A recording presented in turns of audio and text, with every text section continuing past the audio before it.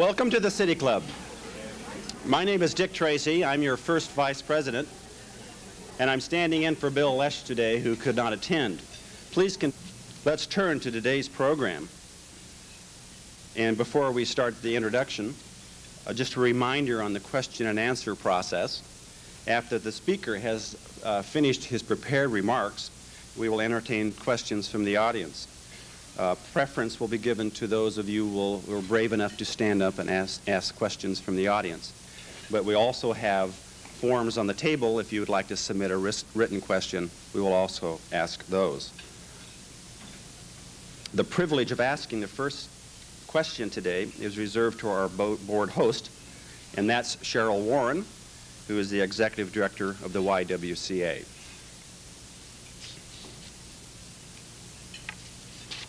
Our speaker today is Michael Forzley. Michael is the president and publisher of Young American, America's newspaper for kids. Mike is a 1967 graduate of Washington State University, and he received his Master's of Education from Loyola in Chicago in 1970.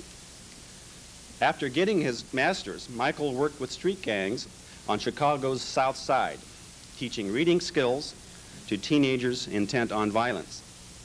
Returning to Portland in 1970, Michael worked for the Portland school system as a teacher, a reading specialist, and counselor.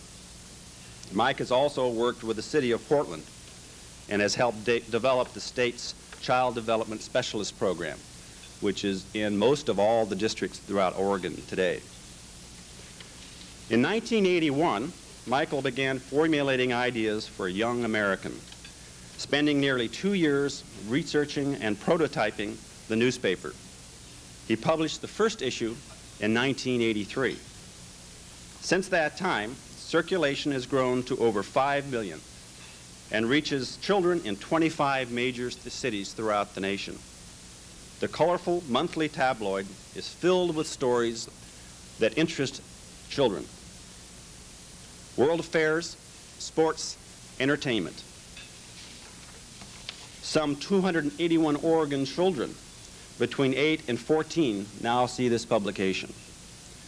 Today, Micah will tell us about this remarkable newspaper and talk about his goal, getting kids to read.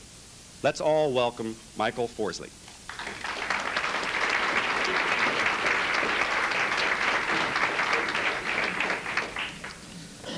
Thank you very much, Mr. Tracy. First of all, I am extremely honored and pleased, and I mean that from the bottom of my heart, to be in front of this very distinguished group.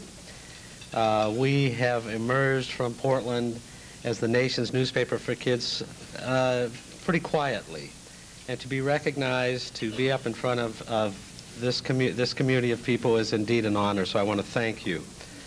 I also want to thank, since I'm thanking before I begin, usually you thank afterwards, but I like to thank before I begin, the community of business people in this state and this city that has really made it possible for Young American to grow from an idea to the national newspaper for kids. Without the support of the business community here in Portland first, we could not have done what we have done. And I'm talking about the fine businesses like Fred Meyer and G.I. Joe's and Payless and Portland General Electric and PP&L and all those folks that contributed, thought the idea was great and that they wanted to support it. So I say thank you to those. I say thank you to the people that have helped along the way as we started with a crazy idea, the people that believed that we could do it, the people that believed in children and people that believed in the need from around the community, and especially the great staff that we have at Young American, those committed people who oftentimes, until only recently, have been grossly underpaid, but now it's okay now. I won't say they're overpaid. But anyway, for all the people, because when you have an idea, as you know, and you folks that have been through the entrepreneurial process, you understand that it's tough and that you need a lot of support. And it's not a one-man show, no matter what people think that, boy, this guy did it. That's not the case at all. This guy could do nothing without the help and support of other people that believe and that care. And we've had so much of that. And so that's my big thank you to Portland and I'll go on with what we loosely call prepared remarks. Basic goal and mission of Young American is to get kids to read. We believe very much that without the basic skill of reading, that kids are going to have a difficult time in their lives. We can talk about self-concept, we can talk about feeling good about yourself and that kind of issue, but unless a kid has the basic skills of reading and writing, the future looks dim. My background, as was spoke about by Mr. Tracy, has to do with kids. I'm not a publisher by training, only by experience. My background is education and juvenile justice and working with kids and families from every level, from the bureaucratic structure through both the juvenile justice and the educational system to the reality of the streets with kids and families.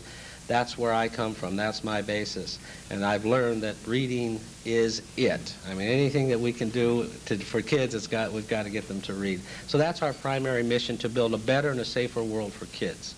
Secondly, we looked at the need for schools to have something that was current and relevant, something that was safe for kids, that could be brought into the classroom and used by the teacher as an extension of the existing curriculum.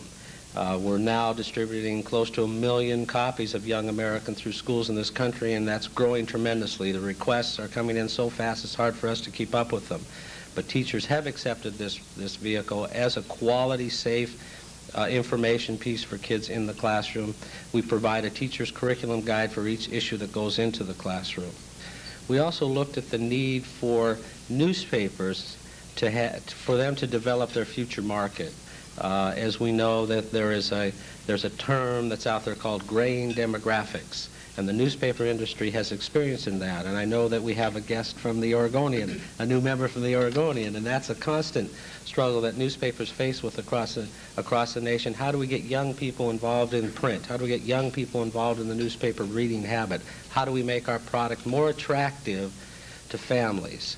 Well, we believe that Young American is answering some of those needs. So newspapers have opened their distribution systems to us, and we are a supplement in over 57 newspapers across the country. So our circulation, our distribution is twofold: directly to schools and then as a supplement to newspapers across America. As was mentioned, our circulation is just easing past 5 million. What that number means, if you took the total circulation of the New York Times, USA Today, Wall Street Journal, and put them all together, they still would not equal our total circulation. So we have a massive circulation in this country, the largest newspaper in the nation by significant numbers. We're different. The frequency issue is different, but on the day that we're printed, we are in fact the largest newspaper, reaching over 10 million readers. So that's significant. Another reason that Young American works, and the one that really becomes most important from the business perspective, is the market called kids. So to make this all work, I mean, it's a grand idea, and I think that we all can agree that kids should read, and they should read newspapers. They should know more about their world and what goes on. We should empower kids with information and give them a newspaper that they can read and understand, and a language that they can read and understand. But how's it all work? I mean, are we, looking for gifts to help this thing? It must work as a free and independent business in a competitive marketplace. So we have to have a product that fills niches. We understand the need, but what's the need financially? What's the need from a business perspective that we need to fill? So then we have to, if that's the question, then we have to look at kids as consumers and kids as influencers. We understand that kids it's really hard to get your handle on it because it's a relatively new demographic in terms of really understanding the power and influence of kids. But there's all kind of, Fortune magazine did a story that talked about the $250 billion youth market. We have information that ranges from about $40 to $60 billion nationally kids have to spend of their own money. And that does not count really the important issue here, the influence they have in the marketplace over us guys, parents and uncles and aunts and grandparents. Kids basically do not wear what they don't want to wear. They don't go where they don't want to go. They don't eat where they don't want to eat. And there's some reasons for that. I think as we move through society into a more democratic position, that's happening in the family. Kids are getting more rights. They're getting more responsibilities. We look at the sociological climate of the family and how that's changed over the last few decades, where you've got two parents in the home both working, where you've got one parent in the home, that parent working. More and more of the buying decisions and responsibility is moving younger and younger. Therefore, there's a tremendous market in terms of, from the national advertiser's point of view, how do we reach out to that market in a quality vehicle, in something that makes our company look good, as well as gets an effective message to kids. And oftentimes the message is not buy this, buy that, because that's not the messages that we're most interested in. We're most interested in the image, the understanding of different businesses and how things work. So that was the final piece in the puzzle, and that was the big test. And that's the test that we're still experiencing, quite frankly. We certainly know that we can build massive numbers. Our circulation, I think, if we really focused, as I was talking to Mr. Bill Platt, our general manager, the other day, and we were talking about newspapers. He said, do you realize in the last 6 months that we have turned down 50 newspapers nationally for circulation? I said, I didn't realize that. But really, our circulation could reasonably explode to 10, 15 million. I mean, very easily. But, as we also in this, it's refreshing to talk to a group of business people, because I can talk to them about things like controlled growth, and, because that's one of the things that we have to really watch. The test that we are facing is how effective is it, what really happens when you reach kids? How important is it to develop a brand preference or a brand awareness early? And what really is the influence out there in the marketplace? I know there's a guy by the name of Ray Kroc, I believe it was, and I think he started a small restaurant someplace. I think it ended up by the name of McDonald's. But he said 4 out of 5 buying decisions are made by children when it comes to where do we go eat. And I think those of you that have young children, I think you'll probably say, no, that's wrong, it's 5 out of 5. Because when I get home, I'm tired, and I want to deal with it. The kids want to go out and eat, and they, fine, let them make that decision. Because really, that's why we're here. And that's what life is all about, is children. I come, if I may sidestep just for a minute and talk about that I'm still a child in a lot of ways. I think we all have a little child in us. But I'm a child because both my parents are still with us and moving through the world comfortably. And my mother is a great person who is the salt of the earth kind of thing. And she says that children is the reason and the center of everything. And by golly, we need to take care of them. And so that's one side of me. And my father I'm a product of a guy who only got to have the opportunity to have an 8th grade education, and was laying track when he was 12 years old for the Great Northern Railroad and supporting a family of 5. So that's sort of my roots and my background. So when Young American, or the concept came along, it was a great one, because it was an opportunity for me to serve the genes from my mother's side in terms of really taking for kids, and then that tough, get things done, stick to it side of my father. So that's a little side note, and if they're listening. So those are the reasons why Young American exists. And I think the whole issue of literacy, what I would like to do at this time is just read you a letter that we published in our first national edition from a person that I admire very much by the name of Barbara Bush. And she talks about, dear young American readers. The reason I'm reading this is because it sums up, I think, what we're about. She says, dear young American readers, it is my very great pleasure to send greetings to all of you in the first national edition of a newspaper written just for you. I am so glad to have this special chance to tell you how important it is to do what you are doing right now, to read, just as much as you can and as often as you can. Reading is the key to almost all the other learning you will do in your life, and besides, it is wonderful fun that is always available. If you read, you can entertain yourself anywhere and do just about anything. Visit far-off places, meet new and different people, figure out how to make things and how things are made. The more you read, the more you are likely to enjoy school, do well, and grow up into happy, successful adults. Reading makes life better for all of us, no matter how old we are. George Bush and I wish all of you a very good year, full of joy and learning, and lots of reading. Warmly, Barbara Bush. So, through the process of building a national newspaper for kids, part of the important things that we must do is to network, to tap into the Barbara Bush Family Literacy Project, to tap into the National Education Association, the International Reading Association, the State Departments of Education. We've done some very exciting things. Some of you may have viewed what we call the At Issue program, was when we worked with the State Department of Education, Portland General Electric, and brought the kids from around the state to a live television interview with then gubernatorial candidates Neil Goldsmith and Norma Paulus. That was televised, I think, on Coin Television. It was an hour program. Channel 2. Channel 2. Thank you, Jerry. And we've done that in Washington, the state of Washington, with their gubernatorial race. We're doing it this year in Texas and Illinois and California, I believe, and we have plans to do that as a national program in 1992, the presidential election.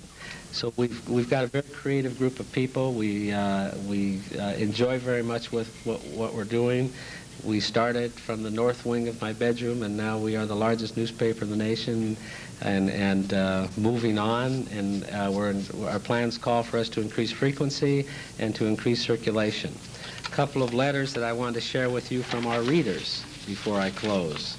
I enjoy reading The Young American, especially At Issue. It's fun reading it because other kids are telling their ideas and thoughts. You know more about what's happening in their schools. You learn more about drugs and what they could do to you. Young American is the best newspaper I have read lately.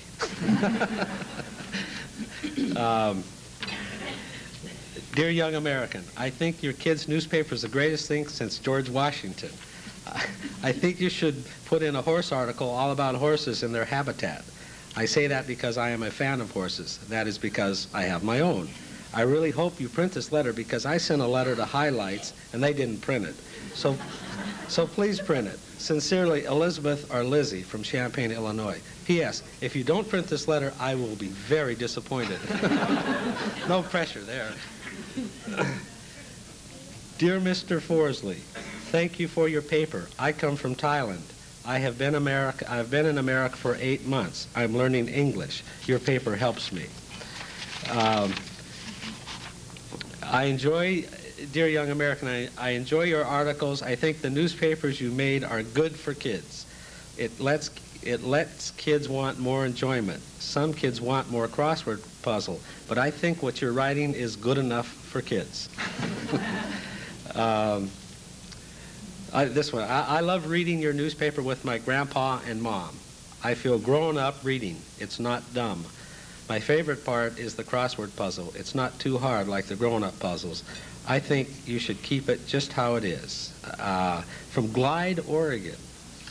I'm not familiar with Glide. Anyway, there's quite a few letters here, and they're all fun, and it's wonderful to communicate directly with that many kids. We've got access through our newspaper to get the thoughts and feelings of kids across America sort of captured, and we have a process by which we can divide them out, and we can tell you what kids in what part of the country are wearing what kind of tennis shoes, and what are their favorite foods, and how much money they spend. But there's one last story as I leave you that I'd like to leave with you, and that's I think if there ever was a moment in time, as you reflect back in your life, you think about, now how did this all happen? What happened? There must have been something that sort of kicked this thing in, and I think there is for the Young American and the basic mission. As I was working in an inner city community in Chicago, which was heavily infested with drugs and some pretty situations that are real tough for kids to come out of and to break through. And the group of kids that I was working with were basically termed the non-educables. I mean, they were uneducable as termed by the district at that point. And so we gathered up a group of these kids, and we persuaded them to come back into the classroom. So to do that, we had to do an assessment of where the kids' skill levels and their other reading levels are. And so we had this very simple Dolch word list. And those educators in the audience, I saw one shake their head, the Dolch 220, which are the and the its and the we's words that you can't really sound out, you just have to know them. We had to know where these kids were, and so we sat down with this one kid by the name of James, and we're going over this list, and he's sort of pausing, and he says, these are tough kids, right? Oh, Mr. Forzley, I don't know any of those words. I said, that's cool. That's all right. I said, we got to start someplace. We're on a ladder. We're on different rungs. We're going to move right up that ladder and get to the top. But I wanted this kid to feel some sort of positive experience, right? I mean, out of this thing that here's this, he's telling someone for the first time probably they can't read a word. I said, well, can you write something out? I don't know. I was pulling things, can you write something? And he says, yeah, I think so. And so very painfully and slowly, he wrote out this 4-letter word, right? We all know what that word was going to be, right? This is, I think, the word that has motivated me and continues to motivate me. And this was the word that this kid wrote. And so from that point on, that was, I said, well, I have a responsibility. And so we're trying to fulfill that. Thank you very much. I'll certainly entertain some questions now. Thank you.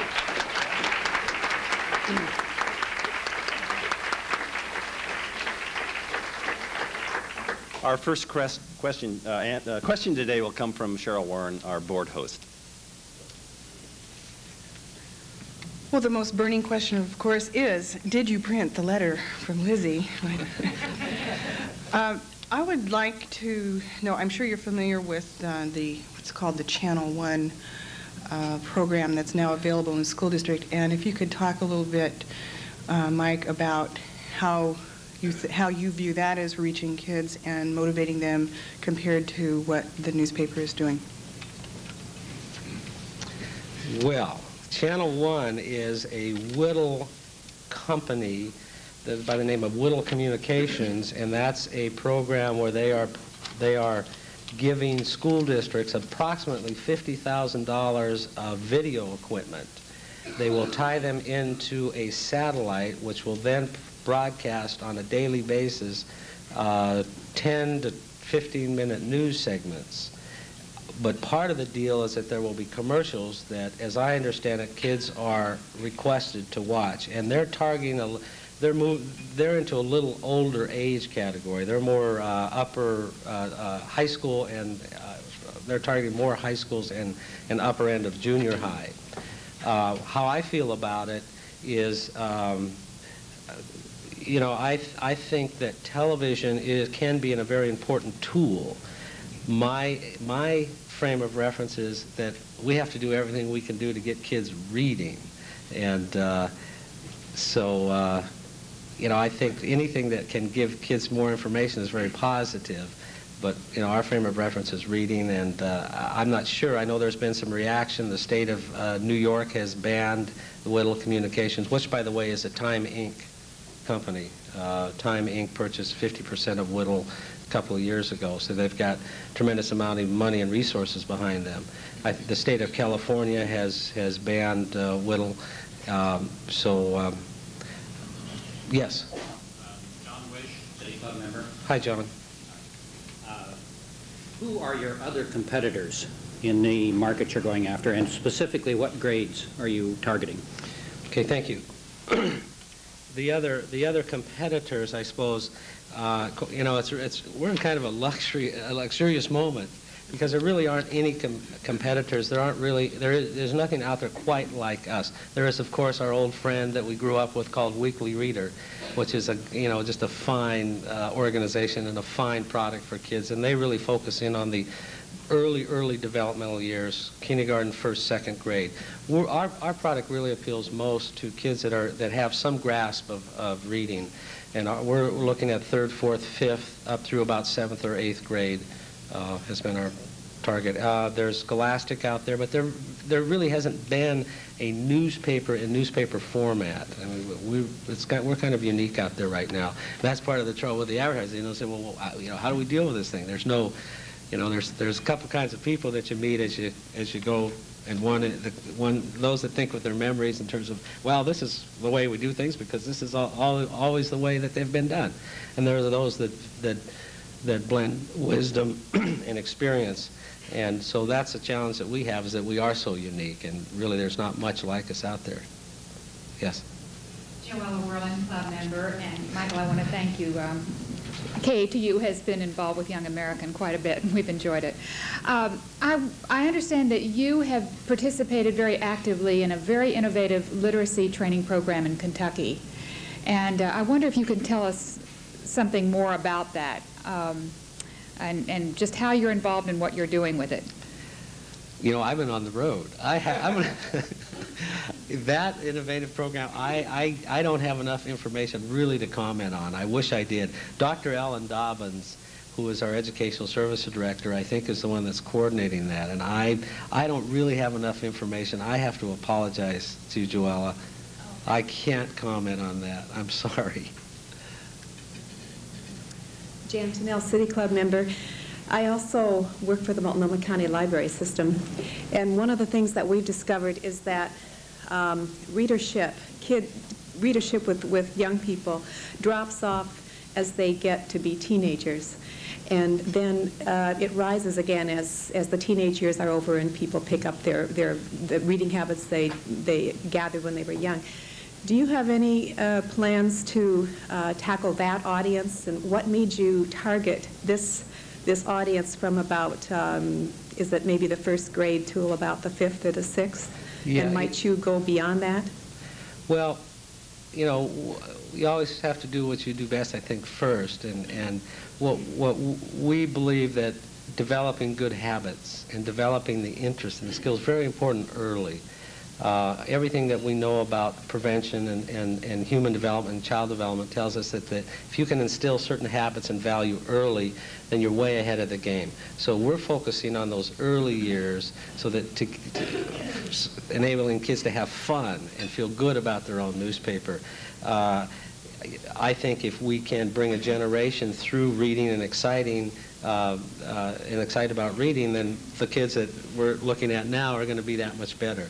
We're basically prevention-oriented and looking at the early years and the developmental years.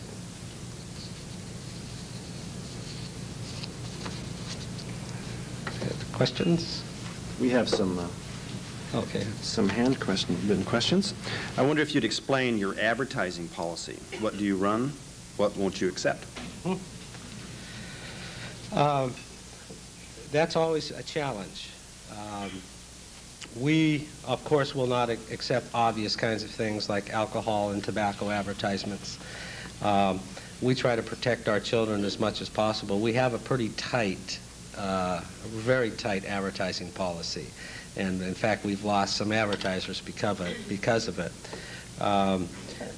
We have examined that issue very closely, and we believe that advertising is important for children. And I'll tell you why.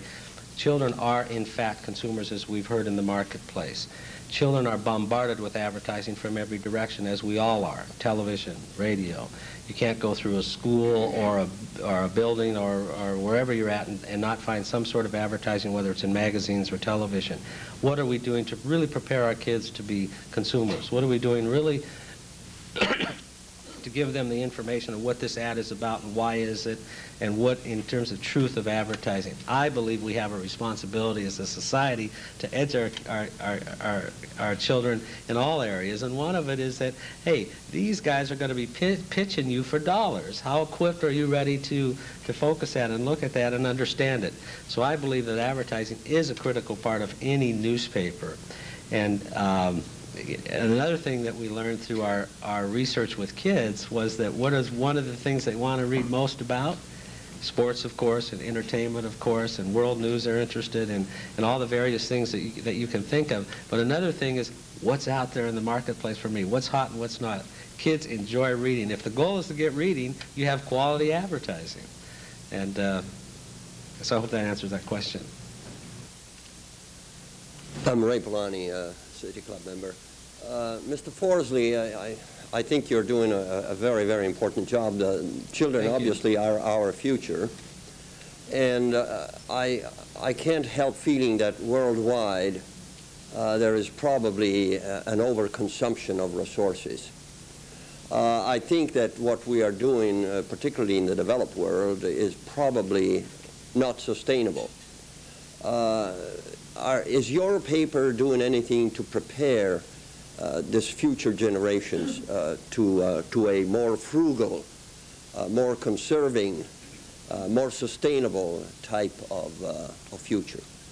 Well, I think that we're preparing children as we are preparing them to deal with the other issues that are facing our world and the environmental issues, and by information and by knowledge. I think that getting kids, again, going back to our basic mission, is reading. You know, we're not really part of a value teaching system. We are into giving kids information and trying to present the world to them in an objective case and get them interested in obtaining information. We hope that the fact that we stimulate kids' thirst for knowledge, that they will go out and explore these kinds of things that are going on and know more about them and use that to make a better and a safer world. But thank you, and I'm concerned about the same issue you are, I'll tell you. Herb Crane, City Club member. My question is almost a follow-up on Ray's, although it deals with issues perhaps politically shaded. Do you take a position on issues that have budget, for instance, budgetary issues that have political implications, educational issues, as the president currently is interested in education? That type of issue that has political implications, do you deal with that with the children? You know, if it's of interest to children, and not so much, in our opinion, should children read about it. We try to look at it from the editorial point of view. Is this an issue that's interesting? Is this an issue that's interesting to children, not to their parents, to kids? What we try to do is take some of those complicated issues and as objectively as we can, and that's what's so good about the way we distribute, is that we have time to gather as many sides of any issue, stories, put it together and put it in a language and a format and throw it out there to kids, and so if they want to know more about that issue. But we really don't take sides on issues. That we just can't do that as a free press. Art Club member, does your paper go to American military bases overseas, or the schools that are run by the military overseas? That's a, you know, we've been, I think there may be a few that are going overseas, but we're very interested because about that. We've been in communication with those folks. Because, you know, kids overseas feel kind of isolated, and I think to have a publication that they could get, but your question stimulates me to find out where we are with that, because I think it would be a tremendous idea for those kids over there who really do feel kind of lonely over there and out of touch, to have that communication over there. Thank you. We have some other questions here. Two similar questions provided by our audience involve, do you involve kids in writing your magazine, and how would you involve them in doing that? Yeah, we do to a limited degree. We have a kids page where we publish the letters that we get from kids. We have kids that have sent in articles that we run. We have a 12-year-old cartoonist who has made national news because he's in a 12-year-old in a national publication. And we have a new program that we introduced, I think, just a couple months ago, called the Young American Kid Reporters.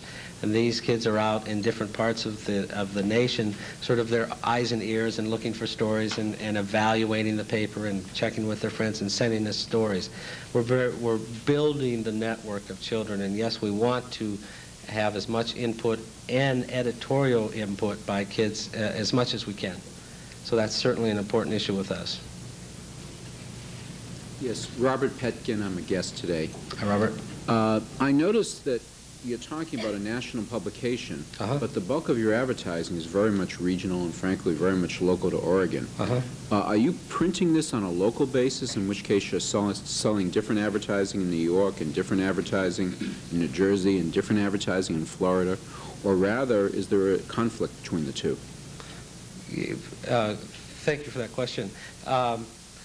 What you have is a national edition because of the editorial. Yes, we print regionally. It's interesting how that's done, and it gives me an opportunity to explain that. We print at 4 different plants around the country, and then it's trucked into the various parts of the country. And yes, we do print different versions. We're able to provide advertising to the local Portland, the state of Oregon, and we can, from the national advertiser perspective, can buy a certain region to introduce products or those kinds of things. For example, the Wall Street Journal has 12 editions that you can buy. How many editions do you have? Well, we have what we offer the national community is 4, and combinations of 4. We break it down approximately, a little over 1 million in each region, breaking the country into 4 segments. But for our local advertising, our friends here in Portland, in the state, there's no way that I'm going to leave, if they still see value in advertising Young American and reaching out to the community here, there's no way I'm going to ever say to them, sorry now, we're big time, you guys got us where we're going, but we're moving on. So we're always will print a publication in Portland that's uniquely designed for the Portland area. What do you charge for a full-color page nationally, and what do you charge regionally? Off the top of my head, are you ready? Hang on to your chairs, folks. Our national one-time rate for color is $59,700, and that's a steal. Our cost per thousand really is low when you look at the other national publication. Regionally, you can probably, if it's a region, you can probably take 1/4 of that and add 10%, and that's what you'll get in a regional buy. One more question. Do you have audited data on your readership? Yes, we have audited data on circulation and readership, although currently we are doing a pretty intensive national readership survey, which can answer some of the questions that we get asked. Thank you for those. You sound like a guy that knows the business. Do you have plans for increasing your circulation? What are those plans in terms of timetable? And also related to that, are you making money now? Didn't I say we're nonprofit? What? Are we making? Let's deal with the first thing. Yes, our plans are to increase circulation, but not as dramatically as we have in the last 2 years. We positioned the company, the marketing strategy was to get out there, and basically there was the question that was asked about who our competition is. We saw that there was none. We had to get out there quickly, and so we did that. The 1990 plan calls for stabilization and building and increasing circulation, but not we went from 1 million in 1988 to almost 5 million by the end of 1989. I mean, just a tremendous blowout of circulation. In terms of are we making money, we're right on our business plan. In fact, I think, hey, I'm no dummy. We're right on the business plan, and I think maybe a little ahead, actually, on the business plan. There's several questions related to the reading level and how the newspaper is written. I wonder if you'd tell us a little bit about whether the writing is built into the whole language method of reading, writing, and listening, and what sort of evaluation have you done to ensure that your writing meets the needs of the readers? Yeah, the first thing when we did our prototypes was I went to all the reading specialists that I knew in the world, and we talked about reading levels, we talked about interest levels. We went out and interviewed 1,200 kids in the marketplace and found out what their interests and desires are and what they'd like to see in a national newspaper. We surveyed 100 teachers, we surveyed 500 families, and so we focused in on a reading level that we thought would be most comfortable and work, and this was from technical and specialists, people with the information that could help. We found that we want to be about 4.5 4th grade, 5th level to about 5.0, and that's a good, not an overwhelming challenge for younger kids, and it's a good, comfortable reading level for all of us. And we have a section which we call the upstarts, which is for the early developing reader. Those are for the real young, the little guys who are just getting into the printed word, gets them involved and helps them to develop and can nurture the reading habit for those folks.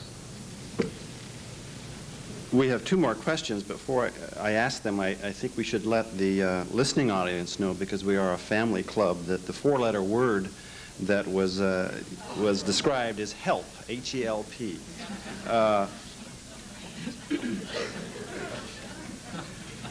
How do you evaluate the effects of Young American on children, or have you yet? Boy, that's the effects. You know, that's a very tough question, and I guess what I measure is when I ever see kids walking down the street, or when I'm in the school setting or classrooms, I simply say, "You ever heard of, young?" "Oh, yeah, that's my newspaper, and we love it." I guess that's one way we can evaluate how kids receive it, and we do major research projects on how kids receive it and how they like it. But in terms of how it impacts their lives, that's a real guess. And I think that what we're trying to do is provide an interest and a love of the printed word, and then it's up to the rest of us to chip in terms of parenting in schools and those kinds of issues. But if I'm reading the question right, it's a tough one, and I don't know. We have to hope and believe that more information makes a better life. And if we accept that, then what we're doing is a positive thing for kids. And our last question: how do other national groups dealing with adult literacy make use of Young American as a resource? Well, a couple of ways. First of all, we're in great demand in high schools in certain areas for teaching English as a second language, and for working with the kids that are having some reading lags. And, that's another thing. That's another philosophical point of view I think that I'd like to make, is that these aren't really problems, and kids don't really have problems. They have developmental lags and social development lags. I mean, hopefully that's the way we can approach them. But the National Center for Family Literacy, is that correct, sir? Is a national organization that was started up by Barbara Bush. We feel very honored to be part of the teaching curriculum in those centers, where the newspaper is actually used with adults and their kids to sit down and go over different issues and events of the day. So that's I guess, 2 ways. Let's thank Michael Forzley for coming and sharing with us his important work. Thank you. We are adjourned.